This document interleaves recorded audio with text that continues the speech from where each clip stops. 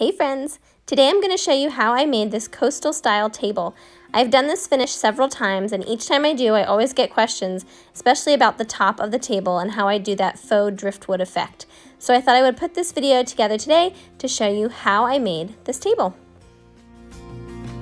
So I started with this oak console table. It was in great condition, very sturdy, just had a few cosmetic issues that are easily fixed with a coat of paint. And so I started off with my Dixie Belle White Lightning, and I sprayed the whole thing down and cleaned it really well before I started. Then I took out my bin primer and I rolled it on. I choose to roll on most of the primer, and then I just take a chip brush and get into the little places that the roller can't reach. And I use pieces that I can throw away because primer is a pain to get out of your brushes and your rollers. And this is what it looked like after 2 coats of primer.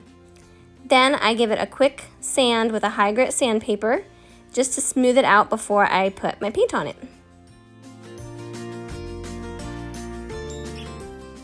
Next, I took out a few items. I got my spray bottle, which I always have handy when I'm using chalk paint. Then I got Dixie Belle Sea Glass and my brush. And I always mist my paint as I put it on. This is such a beautiful color. I love sea glass. So here I am just putting on the first coat of it. And this is after 2 coats. This is what it looks like. I use that sprayer throughout to give it a nice smooth finish. Then I took out my high grit sandpaper again, and I actually sanded it in between each of my coats to give it a nice smooth finish.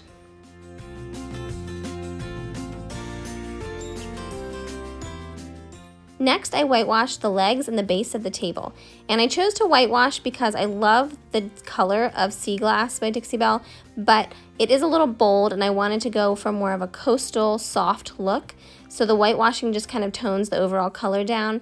And I also wanted to highlight some of the grooves that were in the table, and whitewash will do that nicely. So I got some of the Fluff by Dixie Belle, which is just a nice pretty white, and I added quite a bit of water to it. You really want a very watery consistency for it. It is a wash, so you want it to be able to wipe on and wipe off very easily.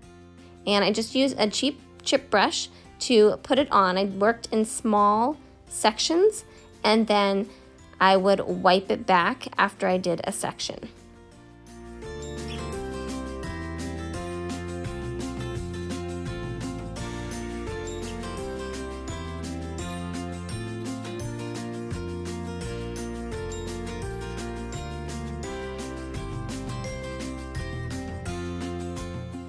Here you can see some of the grooves that I really wanted to highlight with that whitewash, and so I would just swipe over with my whitewash and then wipe it back with my shop towel until I got it to the point where I liked it.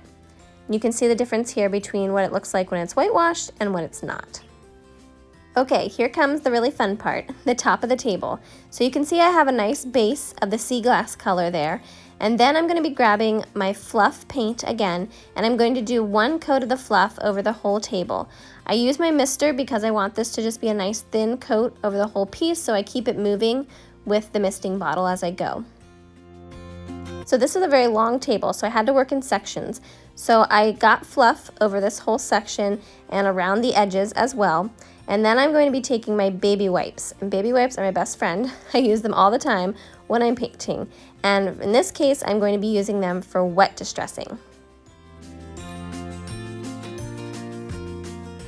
So with wet distressing, you're basically using a wet tool to distress and pull back some of that paint. And here you can see I'm starting to add some just little streaks and variation in the paint. And this will help me create the driftwood look. And I basically do 1 section at a time, and once the whole piece is done, then I kind of mist the whole piece with my spray bottle and work it all together. And it takes a little bit of muscle with those baby wipes to kind of blend it in together, but the outcome is really, really beautiful. Here you can see what it looks like once I had done all the wet distressing with the Fluff. So pretty. Next, after the piece is completely dry, I grab my brown wax.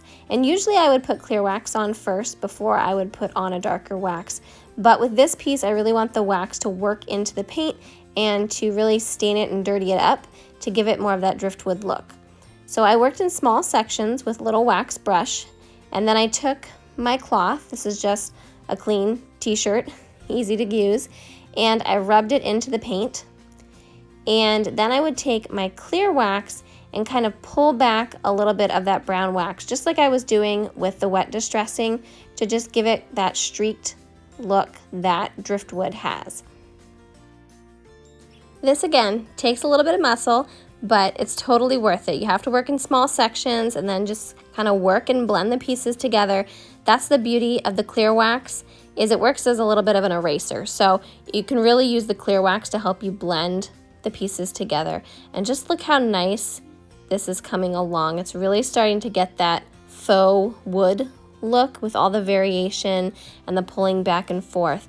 Here on the left you can see where it was just the fluff and then with the brown wax. And the last piece is just to whitewash the whole top to tie the whole piece together.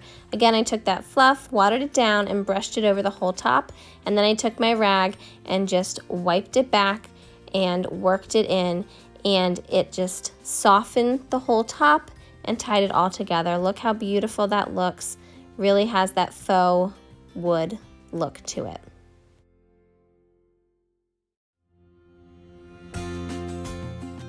Well, that's how I get my coastal look.